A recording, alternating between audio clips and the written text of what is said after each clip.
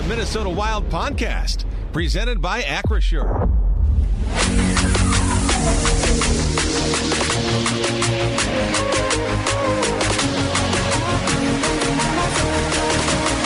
After one period of play in St. Paul, Wild and Oilers knotted at 2 apiece with Wild forward Marco Rossi.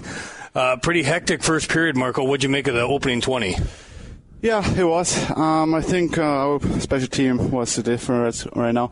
5-on-5, I still think we got to be hard on the puck, and we had some couple good O's on shift, and we just try to keep going there. 2 for 3 on the power play thus far. Boldy with a man advantage, then you did it as well. Describe your goal, what you saw there as Boldy set it up for you. Yeah, Boldy did a really good play, good cutback, and then I tried to get lost there, and, once I got it, I knew I have to roof it, and that's what I tried to do. I know you're in the heat of the battle now. How nice was it to have the 2 days off into this to get yourself physically and mentally a little bit of a break? Yeah, it was good. Sometimes you just gotta, after like a road trip or something like that, you just try to get, restart it and refresh it and just try to get prepared for the home game. All right, well, welcome back to St. Paul. Good luck here in the second period and beyond. Thank you. There you go, Wild center Marco Rossi for joining us in the intermission. He'll get a gift certificate down to Tom Reid's Hockey City Pub. After one period of play in St. Paul, the Wild and Oilers are tied at 2 apiece.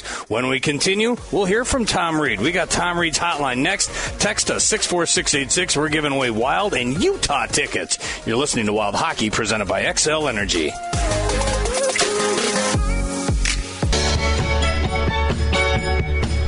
It's time for Tom Reid's Hotline.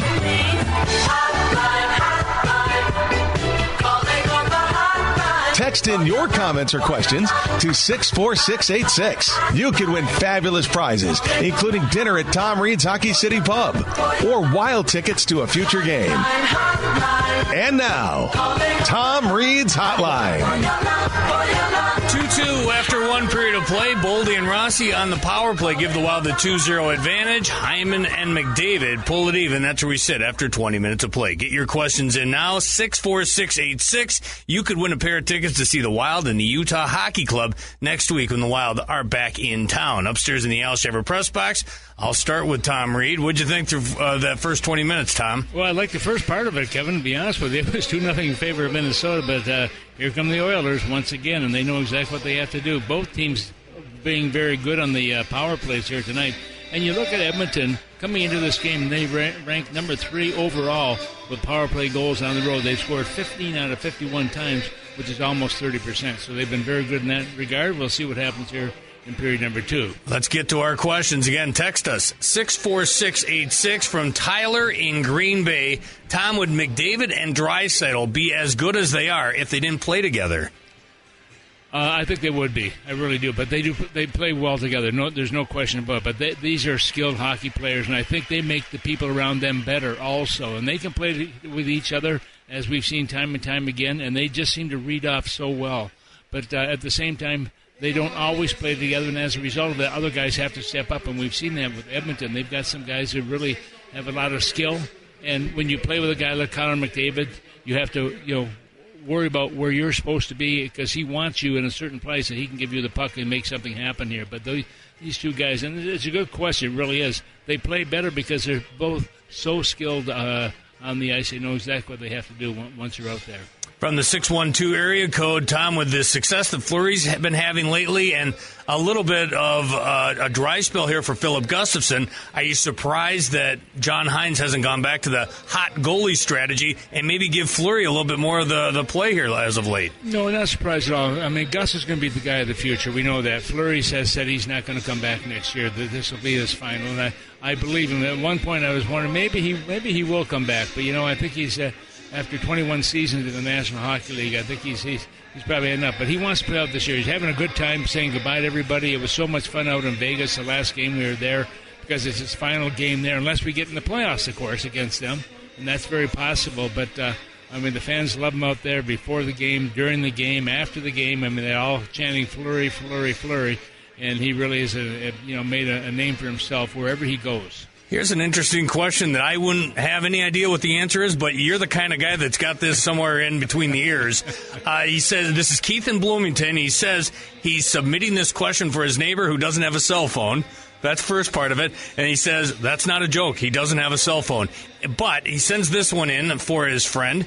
In a typical NHL game, Tom, how many pucks do they go through in any given contest? Well, not as many as they used to because of the fact that the netting at the end protects it from going into the stands, so they don't lose near as many. But I would say probably go through about half a dozen or so in the course of a game. Now, sometimes you have to look and see, are the pucks, are they getting chipped on the side? When I used to handle the puck, it used to get chipped quite a bit.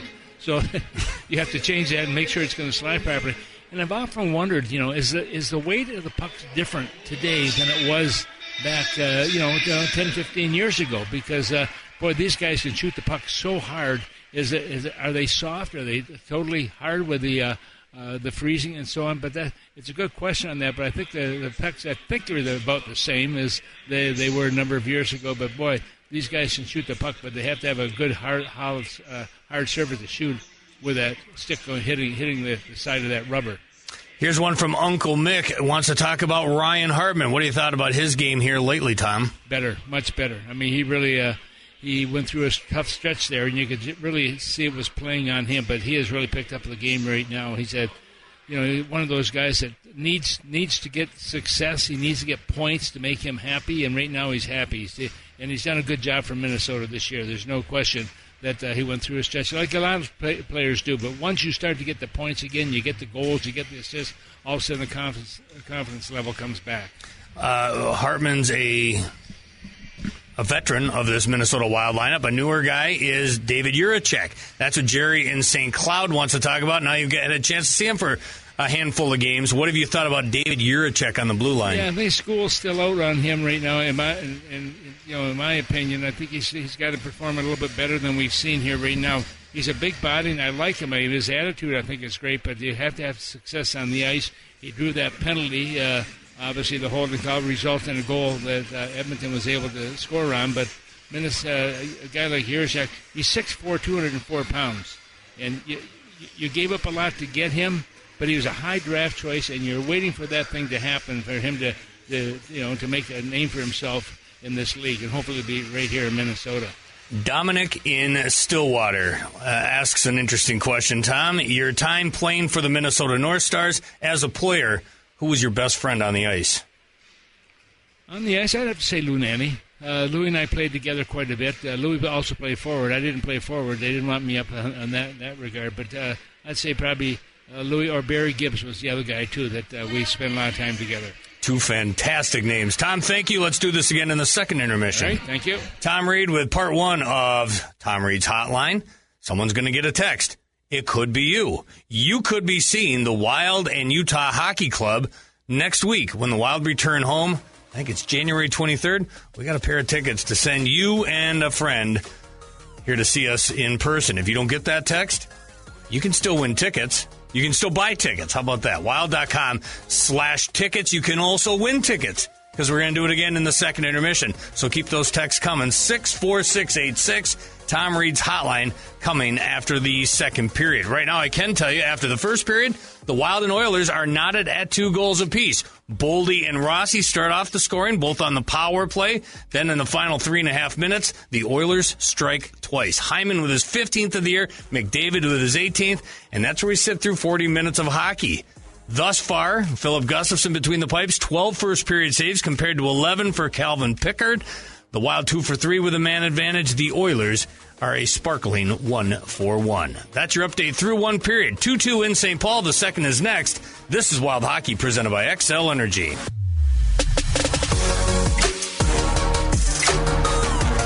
For an extraordinary advantage in sports, you need a game plan. For an extraordinary advantage everywhere else, all you need is Acrisure. With a high-tech human approach to insurance, cybersecurity, and more, Acrisure helps you take care of what you care about. That makes winning easy. See what Acrisure's extraordinary advantage can do for you at Acrisure.com.